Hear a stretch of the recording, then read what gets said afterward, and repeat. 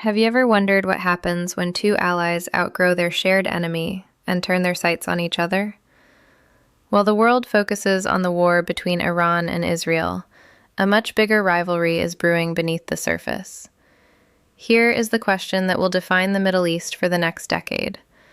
What happens when the two wealthiest and most powerful Arab nations, Saudi Arabia and the United Arab Emirates, escalate their simmering tension into a full-blown Cold War? We are exploring the emerging Cold War between Saudi Arabia and the UAE, a conflict quietly set to become the dominant geopolitical force in the region. We will examine how these former allies arrived at this point, the fronts where they are already clashing, the economic competition driving them apart, and the new alliances forming. The evidence that this Cold War is already here is clear. In late December 2025, Saudi warplanes bombed a UAE weapons shipment in Yemen, bound for UAE-backed separatists. Their respective forces in Yemen battled each other on the ground. Insults flew across social media, with Emiratis accusing Saudis of bullying and backing political Islam, while Saudis blasted Emiratis as anti-Islamic, too pro-Israel, and fueling chaos by supporting separatists. This rivalry extends far beyond Yemen. In Sudan's brutal civil war, they support opposing sides. In the Horn of Africa, the UAE backs Ethiopia's government and the breakaway state of Somaliland, while Saudi Arabia backs Eritrea and the Somali government instead. They also diverge sharply on Israel. The UAE has recognized and allied with Israel despite the unresolved Palestinian issue, while Saudi Arabia has refused. Economically, they are bitter rivals. Saudi Arabia's push to diversify beyond oil into tourism, aviation, finance, and artificial intelligence directly challenges the regional dominance the UAE established through its own earlier diversification. For years, a shared existential threat kept their rivalry beneath the surface. The Islamic Republic of Iran challenged both. But as Iran weakens through its punishing wars with Israel and the United States, that unifying logic erodes. With their common enemy fading, the natural competition between them is erupting into the open. This may surprise you. Throughout the 2010s, Saudi Arabia and the UAE were closely aligned. Both feared Iran's anti-monarchist revolution and its proxies. Both viewed Iran and the pro-democracy movements of the Arab Spring as their top shared threats. Both sought American protection. At that time, they did not yet see each other as competitors. Much of their early alignment rested on the personal relationship between their de facto leaders, Mohammed bin Zayed, or MBZ, in the UAE, and Mohammed bin Salman, or MBS, in Saudi Arabia. Geographically, the UAE is a small state wedged between two giants, Iran and Saudi Arabia. When MBZ rose to power in 2014, he pursued an aggressive foreign policy to elevate his country's position. He identified a unique opportunity in Saudi Arabia's unfolding succession crisis and moved to build a coalition with the Saudis against their shared Iranian threat. At the time, Saudi Arabia had been ruled for decades by the aging sons of its founder, Ibn Saud. In 2015, the 25th son, Salman, became king at 79, triggering a power struggle among younger royals. MBZ identified the ambitious young MBS as his favored candidate and actively backed him, lobbying Americans, Saudis, and Westerners to build his credibility. The strategy worked. Despite being King Salman's seventh son, the 30-year-old MBS was appointed defense minister in early 2015. Months later, he became deputy crown prince, positioned to control the levers of power, thanks in no small part to MBZ's intervention. With that, the UAE was able to utilize the far more powerful Saudi Arabia as an effective force multiplier of its own ambitions. For years afterwards, the personal relationship between MBZ and MBS blossomed. At 24 years his senior, MBZ reportedly saw a younger version of himself in MBS. A man willing to take risks, someone who understood the radical transformations necessary for their countries to survive in a post-oil future, and most importantly, a man willing to get his hands dirty to do what was necessary for survival. A sort of mentor-mentee relationship developed between them. The two men pursued closely aligned, aggressive foreign policies against their shared enemies and in support of their shared allies. Saudi Arabia, which had been effectively a sleeping giant ruled by cautious old men for generations, suddenly transformed into a revisionist power, like the UAE, under their much younger, ambitious leadership. MBS and MBZ sent troops together into Yemen in 2015 to intervene against the Iranian-backed Houthis. Both men led their countries into the blockade of their neighbor Qatar in 2017 in an attempt to pressure them into distancing from Iran, shutting down Al Jazeera, and ending their alleged support for the Muslim Brotherhood, a transnational Sunni Islamist faction that advocates for a form of political Islam generally deemed to be anti-monarchist, and therefore a threat to the Emirati and Saudi royal families. MBS also boldly ordered the kidnapping of Lebanon's prime minister in 2017 and referred to Iran's supreme leader Ayatollah Ali Khamenei as the new Hitler. But then, starting in 2018, the first signs of divergence between Saudi Arabia and the UAE, and between MBS and MBZ personally, began emerging, that would eventually build up into their current full-on Cold War. The war in Yemen against the Iranian-backed Houthis had transformed into a visible quagmire for the Saudis. The deaths of hundreds of thousands of people in Yemen, caused by Saudi Arabia's intervention, using American-made weapons, generated substantial international criticism, culminating in the Biden administration suspending U.S. sales of offensive weapons to the Saudis, almost immediately after Biden took office in January 2021. Meanwhile, Houthi missiles and drones began bombing Saudi cities and critical oil infrastructure in retaliation, the first time that Saudi territory was directly attacked by a foreign power, since Iraq did so back during the 1991 Gulf War. Riyadh and Abu Dhabi's objectives in Yemen also gradually diverged. Saudi Arabia grew primarily focused on maintaining security along their borders with Yemen, stopping the Houthi drone and missile attacks on their cities, ending the damage being done to their international reputation by the war, and keeping Iranian influence at bay. They came to see that the best way of doing that was by reunifying Yemen under an internationally recognized central government, where all sides, including the Houthis, shared in power. Meanwhile, the UAE, which was being attacked far less frequently by the Houthis, and which was also suffering far less political fallout from the intervention, decided to consolidate its expanding influence in Yemen by backing the separatist STC faction. The STC wanted to secede and recreate the former state of South Yemen, and in the process, secure Emirati influence over the critical Bab el-Mandeb Strait at the southern end of the Red Sea. As a result, the UAE ended up securing its influence over a separatist southern state in Yemen, while the Saudis largely got left behind, holding the bag, bogged down in an unwinnable and politically ruinous war in the north against the Houthis. Then came the killing and dismemberment of Washington Post columnist Jamal Khashoggi within the Saudi consulate in Istanbul in 2018, which the CIA quickly concluded had been personally ordered by MBS himself.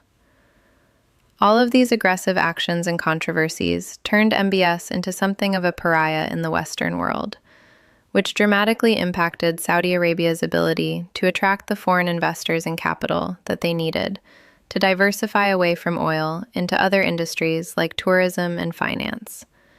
Not to mention the Houthi missiles and drones that were sometimes bombarding Saudi cities. Perhaps most symbolically, in March 2022, Houthi missiles and drones slammed into a Saudi oil depot and blew it up on the outskirts of the city of Jeddah, just 11 kilometers away from where the Formula One Saudi Grand Prix was actively being hosted.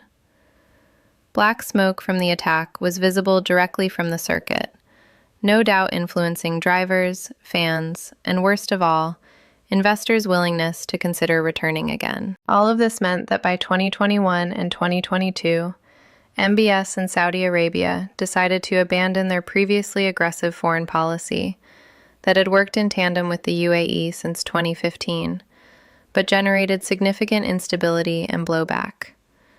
They reverted back to focusing on building up stability, calm, and predictability at home instead, to create the environment needed to attract all the foreign investment required for their Vision 2030 program. Vision 2030 is MBS's grand idea to diversify the Saudi kingdom away from oil into the tourism, airline, business, and finance industries. A vision that would never be successful with investors fearful of parking their money in projects in a country where they could realistically get blown up in smoke. This shift away from the more aggressive policies of the 2010s meant burying the hatchet and improving relations with their enemies. Saudi Arabia ended their failed blockade of Qatar in 2021 after having achieved zero of their objectives there. Qatar maintained relations with Iran, never shut down Al Jazeera, and continued financing Islamist groups across the region. After Russia invaded Ukraine in 2022, the West sheepishly ended MBS's pariah status by welcoming him back into the fold in order to maintain access to Saudi oil fields. In 2023, China helped mediate a restoration in relations between Saudi Arabia and Iran, while the Saudis also worked hard to reconcile relations with Turkey. They stopped their airstrikes in Yemen completely, abandoned their campaign to permanently remove the Houthis there, and began lobbying for all sides in the war to de-escalate and to form a unity government in Yemen under a power-sharing agreement instead. Whatever it took to stop the Houthis from shooting back at them. Meanwhile, without yet suffering any substantial blowback themselves, and with an economy that was already highly diversified away from oil, the UAE, under the leadership of MBZ, has basically just continued maintaining its same aggressive foreign policy from the 2010s into the 2020s, projecting geopolitical power opportunistically. This has increasingly come to be viewed as running against Saudi Arabia's current interests by MBS. Unlike the Saudis, who began trying to keep countries in the region together in the 2020s in the name of stability, the Emiratis more often than not came to support an increasingly large array of separatists in their drive to expand their own influence. In addition to carving out influence in South Yemen with the Southern Separatist Project, the Emiratis also began backing the Somaliland secessionist project on the other side of the Red Sea, in Somalia, developing a new port there at Berbera, and quietly accepting Somaliland passports, effectively recognizing Somaliland's independence in everything but name.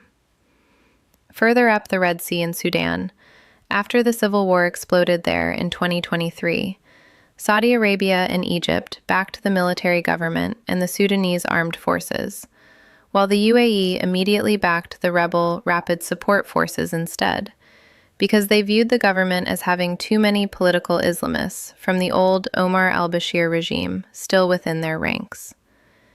In Libya, they began supporting the authoritarian General Khalifa Haftar in the east, against the more Islamist government in the west that was backed by Qatar and Turkey. In Syria, following the rise to power of Ahmed al-Sharaa, a former al-Qaeda-affiliated jihadist, the Saudis offered billions of dollars worth of capital for reconstruction, while the UAE offered very little, because of their skepticism over al-Sharaa's jihadist past. In all of these countries, the Saudis began pursuing a pragmatic foreign policy in the 2020s, willing to work together with their ideological enemies, like political Islamists, in exchange for stability and calm, keeping conflicts contained and countries together.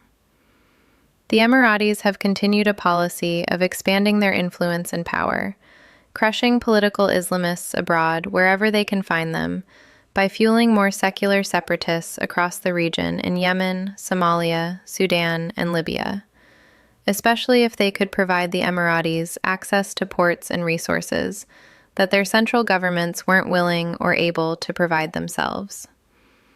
The Saudis reconciled with their old enemies like Iran, Qatar, and Turkey, while the Emiratis maintained their confrontational posture towards them.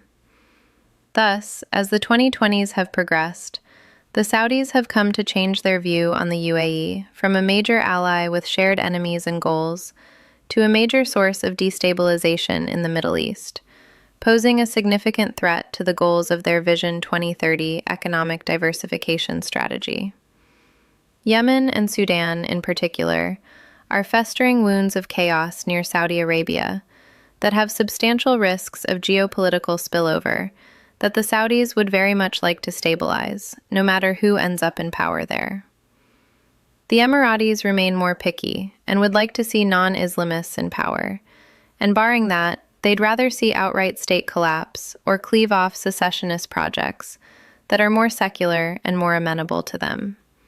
As opposed to the ideological conflict that drove the Middle East's Cold War in the 2010s between Saudi Arabia and Iran, the emerging Cold War between Saudi Arabia and the UAE in the 2020s is primarily economic in nature. Right now, nearly half of the Saudi economy is still dependent on oil, while the UAE only relies on oil for about 25% of its own economy. To diversify further away from oil to secure their future, the Saudis are rapidly investing in alternative industries that the Emiratis have long dominated in their region. Saudi tourism megaprojects like Neom, The Line, and the Red Sea Project are all designed to transform the Saudi kingdom into a global luxury tourism hotspot, which traditionally has been dominated in the Middle East by the UAE. The Saudis' creation of Riyadh Air in 2023 and their multi-billion-dollar Riyadh airport expansion are specifically intended to challenge the regional airline dominance of UAE-based carriers like Emirates and Etihad. And the Saudis' declaration in 2022 that government contracts would henceforth only be given to foreign firms that relocated their regional headquarters to Saudi territory was an obvious and direct challenge to Dubai, which for decades has been the epicenter of foreign business operations in the Middle East. In other words, Saudi Arabia is attempting to directly challenge the UAE's current regional dominance in business headquarters, finance, and tourism, while also trying to challenge Dubai and Abu Dhabi's positions as the most significant air and logistics links between Asia, Europe, and Africa, with Riyadh and Jeddah as alternatives. Saudi Arabia needs to succeed here to guarantee their post-oil future, but to do so means crowding out the UAE in their own already successful diversification away from oil strategy in the process. The UAE is absolutely determined to never allow that to happen, lest it lose out on its own post-oil future. The Emirati leadership is well aware that Saudi Arabia is currently threatening to do to them what they themselves had previously done to Bahrain several decades ago. It's hard to imagine this today, but for most of the 20th century, it was actually Bahrain that was the major economic powerhouse in the Persian Gulf. The small island kingdom was the first in the region to discover oil in the early 1930s, giving it an economic head start over everyone else. Bahrain astutely invested its oil money to diversify its economy away from oil into different sectors like tourism and finance. By the 1970s, Bahrain was the undisputed financial center of the Gulf. But then, beginning in the early 1990s, the UAE began increasingly challenging Bahrain's decades of dominance. They established finance centers in Dubai with fewer regulations and more capital, and began building ambitious, world-famous, headline-grabbing mega-projects that cemented the UAE's location on the map as a luxury tourism hotspot. Places like the Burj Al Arab, the world's first seven-star hotel, the Palm Jumeirah and other reclaimed islands, and the Burj Khalifa, the world's tallest building.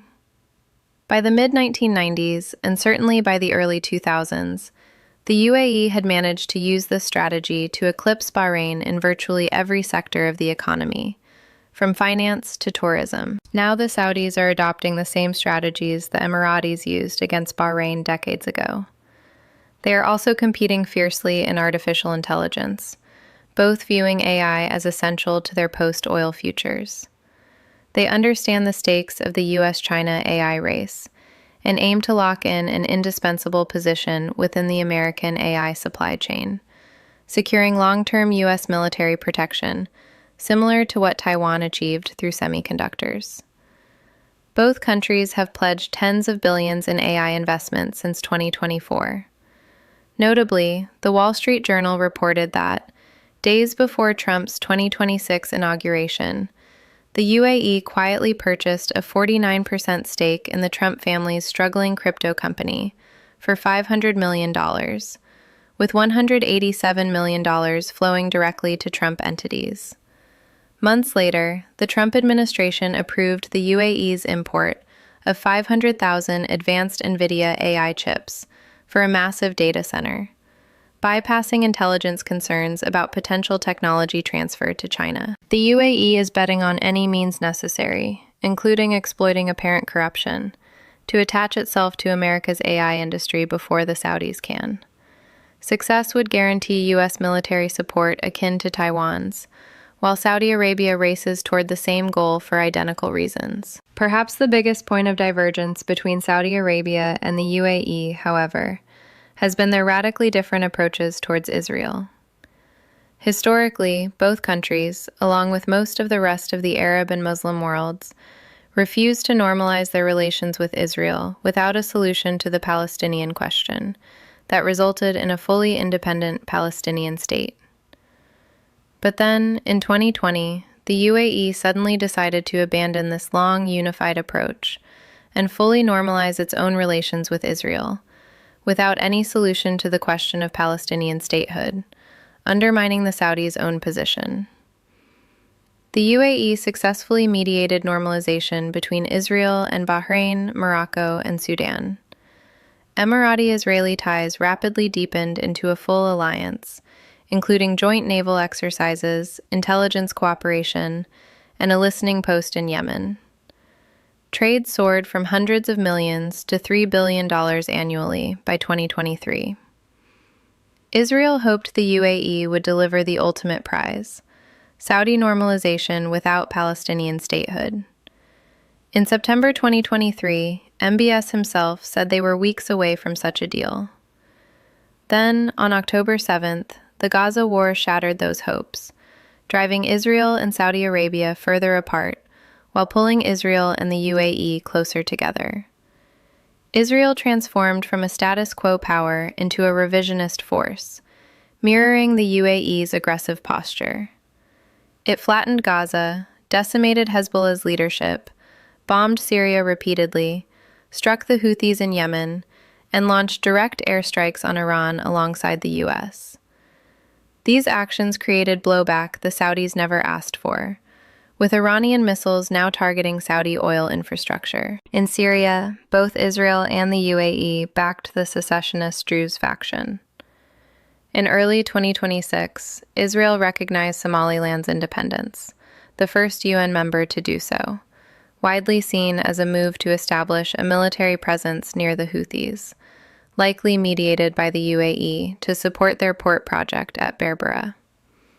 Around the same time, MBS visited Trump in Washington, allegedly requesting U.S. sanctions on the UAE over their support for the RSF in Sudan, which had just committed mass atrocities in Darfur, formally recognized as genocide by the U.S. government. In apparent retaliation, the UAE gave its STC separatist allies in Yemen the green light to launch an offensive against the Saudi-backed government. The STC rapidly advanced, threatened to declare independence, and coordinated with Israel on recognition.